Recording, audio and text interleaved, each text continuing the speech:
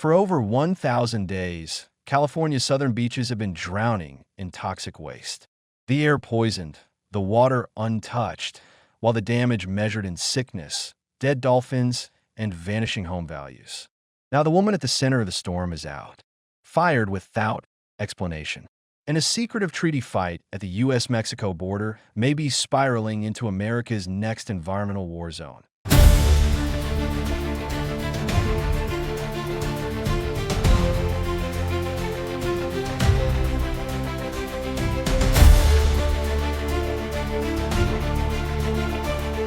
The White House on April 21st ousted Maria Elena Gaynor, the U.S. official at the center of an escalating water and environmental crisis in the U.S.-Mexico border, a move that signals a hardening stance by the Trump administration. In a conflict surrounding a decades-old treaty, Gina, who had led the International Boundary and Water Commission since 2021, confirmed she was forced to resign on April 21st after senior White House officials issued a same-day ultimatum, and reason was provided only that the president preferred to install a different individual. The only reason I was given was that the president chose a different individual to continue in this position. Gina was appointed in 2021 by former President Joe Biden and was the first Latina to lead the commission. The abrupt leadership change comes as cross-border sewage flows from Mexico's Tijuana River continue to pollute coastal California, forcing beach closures for over 1,000 consecutive days, a mounting public health crisis, now deeply entangled in U.S. domestic politics. Under the Biden administration, Gina had overseen a $250 million federal effort to modernize wastewater infrastructure in San Diego. Yet critics, led by Environmental Protection Agency Administrator Lee Zeldin, argue the pace and scope of those efforts fell short. Speaking from EPA headquarters, Zeldin delivered a sharp rebuke. There for decades has been raw sewage that's been traveling across the border. It's been going on for too long, and we must urgently implement a solution that permanently ends this. Zeldin, a staunch ally of President Trump, has repeatedly accused Mexico of breaching its environmental obligations and failing to stem cross-border contamination. He has demanded full compliance with bilateral treaties governing transboundary pollution and water sharing. Mexico must fully honor its commitment to control their country's growing pollution and sewage impacting the United States. The time when excuses, delays, or exceptions are tolerated is over, Zeldin said during a Monday briefing with reporters at the EPA's headquarters. There for decades has been raw sewage that's been traveling across the border, and Americans are very concerned with regards to beach closures, degradation of the Tijuana River Valley. It's been going on for too long, and we have to urgently and deliberately pursue and implement a solution that permanently ends this. Gina defended her handling of the sewage issue, saying a lot of progress has been made on this. I thank the people of the border for investing their time in me, so I could learn and advocate for them. And I thank the administration for allowing me to stay these last 4 months and to continue advancing the interests of the United States government and these communities. The commission she led is a little-known, yet vital diplomatic body tasked with managing sensitive transboundary water treaties, including the 1944 U.S.-Mexico Water Treaty and ongoing disputes over the drought-stricken Colorado River. Her dismissal also comes as tensions flare over Mexico's chronic underdelivery of water to Texas farmers, an issue that has complicated broader bilateral relations. As southern U.S. states, particularly Texas, grapple with historic drought, water is becoming a flashpoint in U.S.-Mexico relations. The treaty, which governs the sharing of Rio Grande waters, is under unprecedented strain. By April 2025, Mexico had delivered less than a third of its treaty obligations, far short of the 1.75 million acre-feet required every 5 years. Trump has directly linked the water shortfall to broader trade pressures, warning that continued noncompliance could trigger a new round of tariffs on Mexican goods. The move signals a shift in tone where water scarcity is no longer just a bilateral environmental issue, but part of a larger geopolitical bargaining table.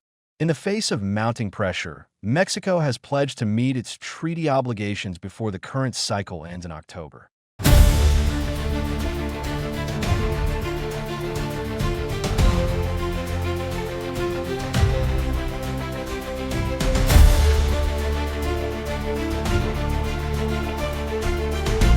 Meanwhile, Zeldin is set to visit San Diego on April 22nd, where he will meet local officials, inspect the troubled treatment facility, and speak with Navy SEALs reportedly impacted by contaminated training waters. A visit seen as both symbolic and strategic. In Gina's place, the White House has appointed Chad McIntosh, the EPA's acting deputy administrator, to lead the International Boundary and Water Commission. Environmental Protection Agency spokeswoman Molly Vassiliou confirmed that McIntosh will step down from his current role to assume leadership of the commission. According to the America First Policy Institute, the crisis is a man-made disaster, the result of systemic failures across multiple levels of government. While the Trump administration's Arcadis plan successfully diverted sewage away from U.S. waters, it was reportedly dismantled without replacement under the Biden administration, as highlighted in a February 2020 for Energy Tech Review.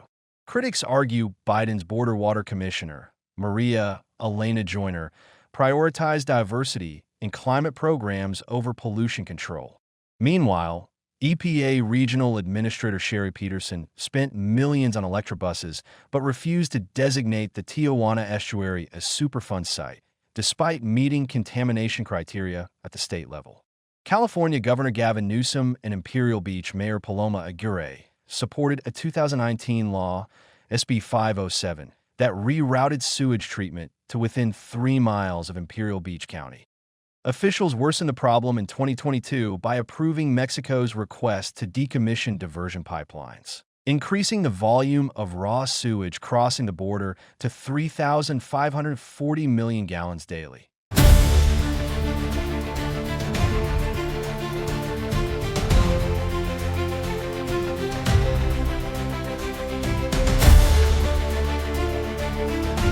San Diego's South Bay is grappling with an unprecedented environmental crisis for over 1,000 consecutive days. The southernmost stretch of Imperial Beach near the Tijuana Slough has remained closed due to toxic water conditions. This is the longest beach closure in U.S. history, and there's still no end in sight. An unrelenting flow of untreated sewage and chemical contaminants from across the border, stretching 25 miles of coastline from Mexico to Coronado. Millions of gallons of polluted runoff pours in daily, overwhelming both ecosystems and public health safeguards. In September 2020, for a partial reopening of the north end of the beach offered a glimmer of hope. But officials warned that scheduled repairs to Tijuana's broken sewer infrastructure could bring renewed closures. A 2024 investigation by the California Regional Water Quality Control Board found over 3.4 million gallons of sewage leaking daily from fractured pipelines in Tijuana. The problem isn't confined to water. UC San Diego research confirms the pollution is airborne, with 3/4 of the bacteria residents breathe at Imperial Beach, stemming from aerosolized raw sewage in the surf zone. More than 392 chemical pollutants, including banned substances like DDT, have been detected by San Diego State University. Bottlenose dolphins have died from sepsis. The economic impact is just as severe. Home values within 1 mile of the affected beaches have dropped by 20%, according to the San Diego Regional Chamber of Commerce. These losses divert funds needed for long-term solutions, said spokesperson Loren Cazares. Meanwhile, the ouster of Gunner marks a sharp escalation in the Trump administration's stance on the U.S.-Mexico border dispute, signaling that the crisis has now entered the realm of high-level political brinkmanship.